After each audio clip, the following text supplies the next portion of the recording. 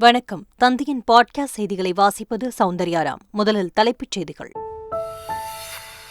செந்தில் பாலாஜி நீக்கம் மற்றும் நிறுத்தி வைத்த விவகாரம் குறித்து ஆளுநர் ஆர்.என். ரவி கடிதம். அமைச்சரை நீக்க ஆளுநருக்கு அதிகாரம் கிடையாது என்று பதில் கடிதம் அனுப்பி வைத்தார் முதலமைச்சர் ஸ்டாலின்.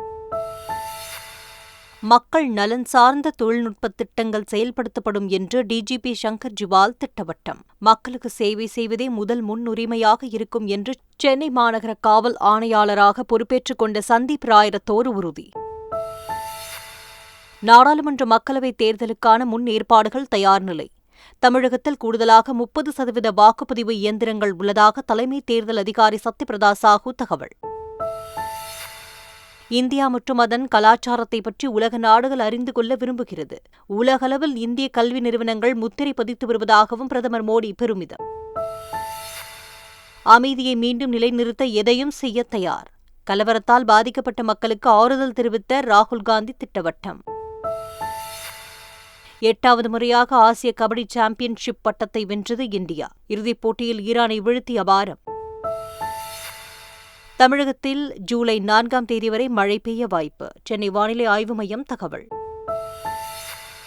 இனி விரிவான செய்திகள். அமைச்சரவையில் இருந்து செந்தில் பாலாஜியை நீக்கியது குறித்து முதலமைச்சர் ஸ்டாலினுக்கு ஆளுநர் ஆர்.என். ரவி கடிதம் மூலம் விளக்கம் அளித்துள்ளார். அதில் அரசமைப்பு சட்டம் 154, 163, 164 பிரிவுகளின் கீழ் செந்தில் பாலாஜியை அமைச்சரவையில் இருந்து நீக்கியுள்ளதாக தெரிவித்துள்ளார்.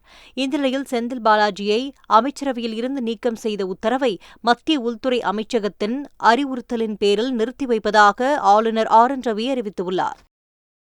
எந்த அமைச்சரையும் பதவி நீக்கம் செய்ய உங்களுக்கு அதிகாரம் இல்லை என்று ஆளுநர் ஆர்.என். ரவிக்கு முதலமைச்சர் ஸ்டாலின் பதில் கடிதம் எழுதியுள்ளார்.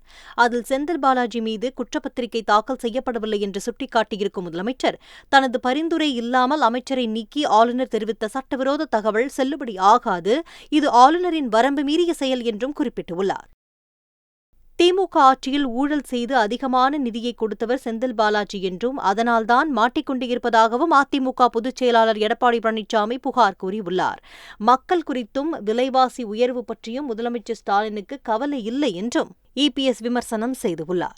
மக்களை பற்றி கவலை இல்ல, விலைவாசி உயர்வு பற்றி கவலை இல்ல, சட்ட ஒழுங்கு பற்றி கவலை இல்ல, எதுவுமே கவலைப்படாத ஒரு முதலமைச்சர் இன்றைய முதலமைச்சர் ஸ்டாலின் என்பதை மக்கள் உணர வேண்டும். இந்த 30,000 கோடியில அதிகமா கொடுத்தது செந்தில் பாலாஜி.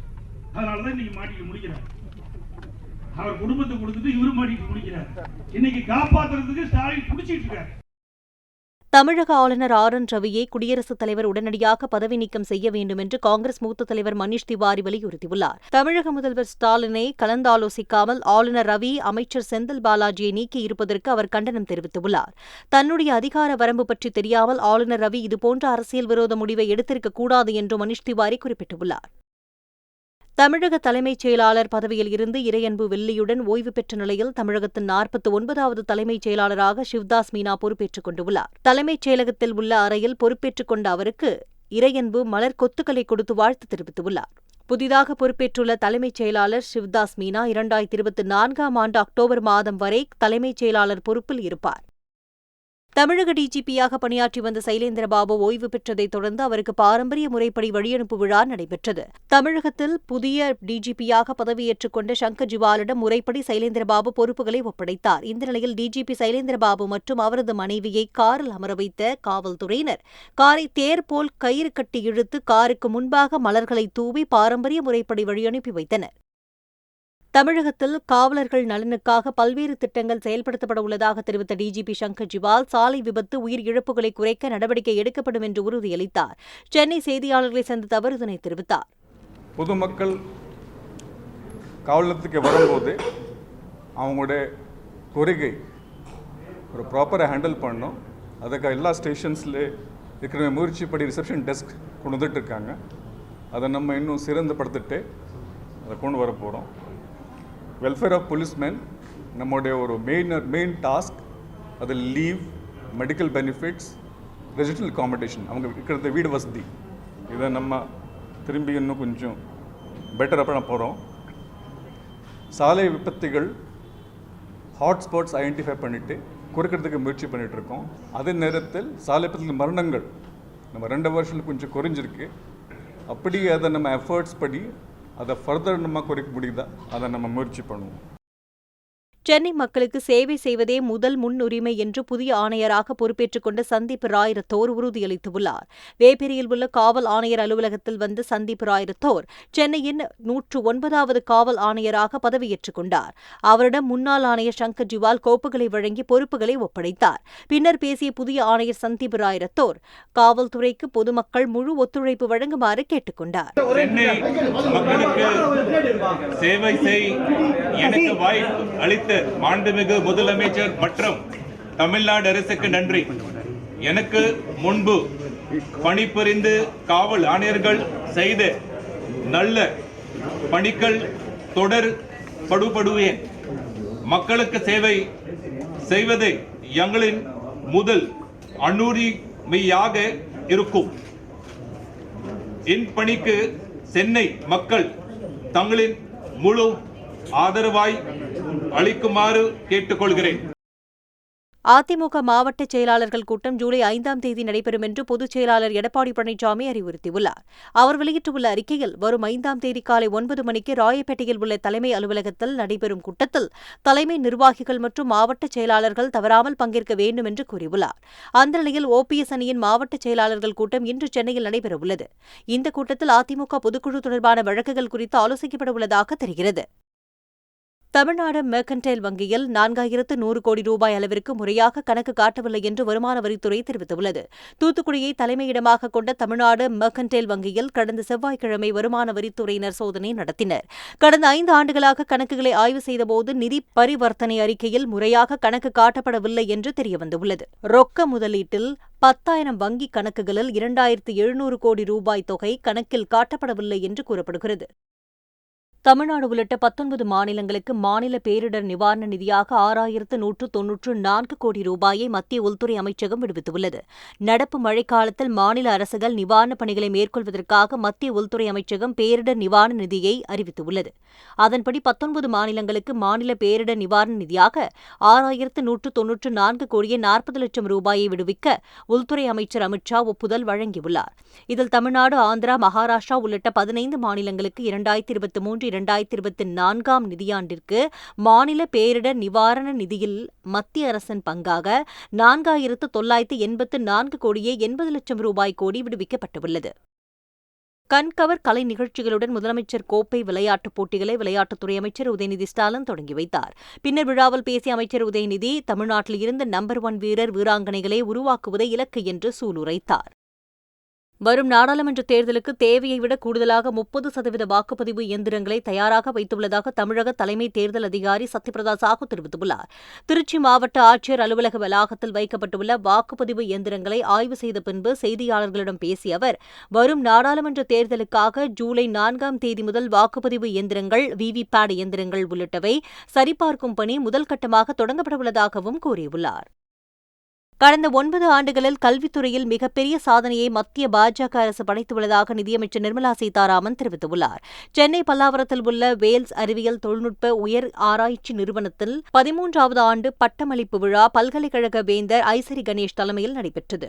இதில் சிறப்பு விருந்தினராக மத்திய நிதியமைச்சர் நிர்மலா சீதாராமன் கலந்து கொண்டு பட்டமளித்து உரையாற்றினார்.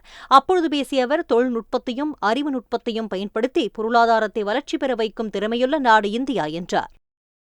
தொடர்ந்து இதே நிலை நீடித்தால் குவாரிகளை தமிழக அரசிடம் ஒப்படைப்பதை தவிர வேற வழி இல்லை என்று கல்குவாரி உரிமையாளர்கள் தெரிவித்துள்ளனர். கோவை மாவட்ட ஆட்சியரை சந்தித்து குவாரி உரிமையாளர்கள் மனு அளித்தனர். அதில் தங்களது கோரிக்கைகளை அரசின் கவனத்திற்கு கொண்டு செல்லுமாறு கோரிக்கை விடுத்தனர். பின்னர் செய்தியாளர்களிடம் பேசிய சங்கத்தினர், கடந்த 5 நாட்களில் 7,000 கோடி ரூபாய் அளவிற்கு வருவாய் இழப்பு ஏற்பட்டுள்ளதாக தெரிவித்தனர். குவாரிகளில் ஆய்வு செய்ய எந்த தடையும் போடவில்லை என்ற அவர்கள் முறையாக ஆய்வு செய்ய வேண்டும் என்றனர். தமிழக ஆளுநர் RN ரவிக்கு எதிராக சென்னை மாநகராட்சி கூட்டத்தில் தீர்மானம் கொண்டுவர மதிமுக, விடுதலை சிறுத்தைகள் கட்சி, மார்க்சிஸ்ட் கம்யூனிஸ்ட் கட்சி உறுப்பினர்கள் வலியுறுத்தியுள்ளனர். ஜூன் மாதத்திற்கான மாமன்ற கூட்டத்தொடரில் பங்கேற்ற கவுன்சிலர்கள் குறிப்பிட்ட கட்சியின் பிரச்சார செயலர் போல் ஆளுநர் செயல்பட்டு வருவதாக புகார் கூறினர். காரைக்காலில் உள்ள பிரசித்தி பெற்ற அம்மையார் ஆலய மாங்கனி திருவிழா கோலாகலமாக தொடங்கியது. காரைக்கால் அம்மையார் ஆலயத்தின் அருகே உள்ள கைலாசநாதர் செல்வ விநாயகர் ஆலயத்தில் இருந்து பரமபத செட்டியார் மாப்பிள்ளை கோலத்தில் எழுந்தருளினார். அப்போது மேலதாளத்துடன் வாத்தியங்கள் முழங்க மாப்பிள்ளை அழைப்பு நிகழ்ச்சி நடைபெற்றது.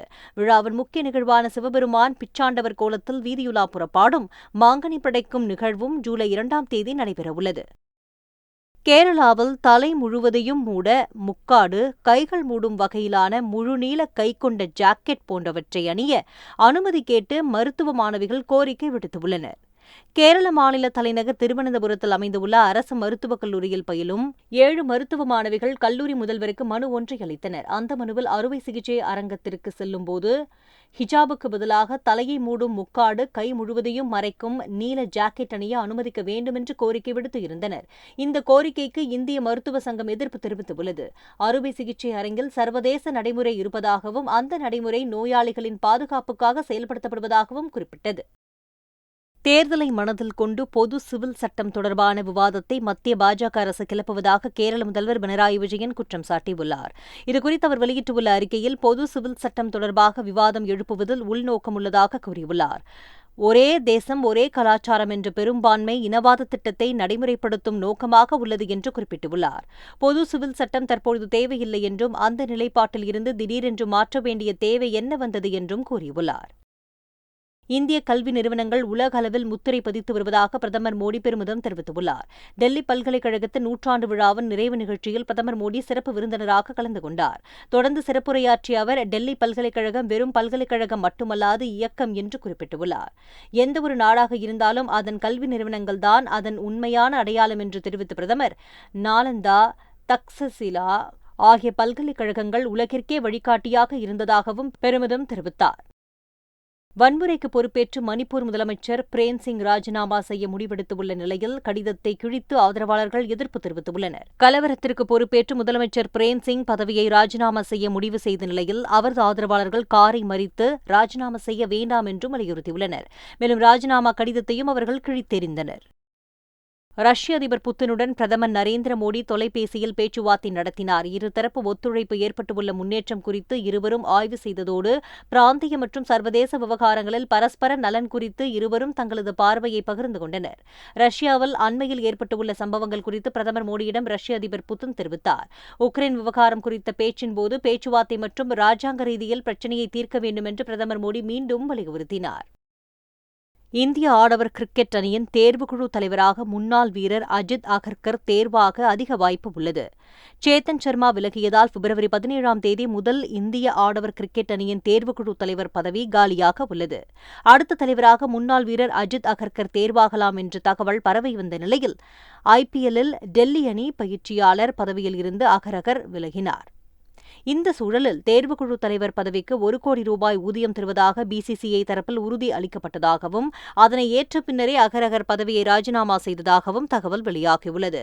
ஏற்கனவே 2020ஆம் ஆண்டு அகர்கரின் விண்ணப்பம் நிராகரிக்கப்பட்டது குறிப்பிடத்தக்கது.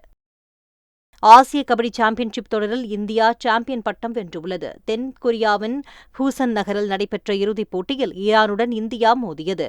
இதில் சிறப்பாக ஆடிய இந்திய அணிக்கு 42-32 என்ற புள்ளிகள் கணக்கில் ஈரானை வீழ்த்தி சாம்பியன் பட்டத்தை வசப்படுத்தியது. ஒட்டுமொத்தமாக 8வது முறையாக ஆசிய கபடி சாம்பியன்ஷிப் தொடரில் இந்தியா சாம்பியன் ஆகியுள்ளது. தமிழகம், புதுச்சேரியில் ஒரு சில இடங்களில் வரும் 4ஆம் தேதி வரை மழை பெய்ய வாய்ப்பு உள்ளதாகவும், சென்னை, செங்கல்பட்டு, திருவள்ளூர், காஞ்சிபுரம் உள்ளிட்ட மாவட்டங்களில் வரும் 3ஆம் தேதி கனமழை பெய்யக்கூடும் என்றும் சென்னை வானிலை ஆய்வு மையம் தெரிவித்துள்ளது. மேற்கு திசை காற்றின் வேக மாறுபாடு காரணமாக வரும் 2ஆம் தேதி நீலகிரி, கோவை, கடலூர், விழுப்புரம், செங்கல்பட்டு, காஞ்சிபுரம் மாவட்டங்கள் மற்றும் புதுச்சேரியில் ஓரிரு இடங்களில் கனமழை பெய்ய வாய்ப்பு உள்ளதாக தெரிவிக்கப்பட்டுள்ளது. வரும் 3ஆம் தேதி திருவள்ளூர், காஞ்சிபுரம், நீலகிரி மற்றும் கோயம்புத்தூர் மாவட்டங்களில் ஓரிரு இடங்களில் முதல் மிக கனமழை பெய்யும் என்று வானிலை ஆய்வு மையம் கூறியுள்ளது. மீண்டும் தலைப்புச் செய்திகள். செந்தில் பாலாஜி நீக்கம் மற்றும் நிறுத்தி வைத்த விவகாரம் குறித்து ஆளுநர் RN ரவி கடிதம். அமைச்சரை நீக்க ஆளுநருக்கு அதிகாரம் கிடையாது என்று பதில் கடிதம் அனுப்பி வைத்தார் முதலமைச்சர் ஸ்டாலின். மக்கள் நலன் சார்ந்த தொழில்நுட்ப திட்டங்கள் செயல்படுத்தப்படும் என்று DGP சங்கர் ஜிவால் திட்டவட்டம். மக்களுக்கு சேவை செய்வதே முதல் முன்னுரிமையாக இருக்கும் என்று சென்னை மாநகர காவல் ஆணையாளராக பொறுப்பேற்றுக் கொண்ட சந்தீப் ராய் ரத்தோர் உறுதி. நாடாளுமன்ற மக்களவைத் தேர்தலுக்கான முன் ஏற்பாடுகள் தயார் நிலை. தமிழகத்தில் கூடுதலாக 30% வாக்குப்பதிவு இயந்திரங்கள் உள்ளதாக தலைமை தேர்தல் அதிகாரி சத்யபிரதா சாஹூ தகவல். இந்தியா மற்றும் அதன் கலாச்சாரத்தை பற்றி உலக நாடுகள் அறிந்து கொள்ள விரும்புகிறது. உலகளவில் இந்திய கல்வி நிறுவனங்கள் முத்திரை பதித்து வருவதாகவும் பிரதமர் மோடி பெருமிதம். அமைதியை மீண்டும் நிலைநிறுத்த எதையும் செய்ய தயார். கலவரத்தால் பாதிக்கப்பட்ட மக்களுக்கு ஆறுதல் தெரிவித்த ராகுல் காந்தி திட்டவட்டம். 8வது முறையாக ஆசிய கபடி சாம்பியன்ஷிப் பட்டத்தை வென்றது இந்தியா. இறுதிப் போட்டியில் ஈரானை வீழ்த்தி அபாரம். தமிழகத்தில் ஜூலை 4ஆம் தேதி வரை மழை பெய்ய வாய்ப்பு. சென்னை வானிலை ஆய்வு மையம் தகவல். இத்துடன் பாட்காஸ்ட் செய்திகள் நிறைவு பெறுகின்றன. வணக்கம்.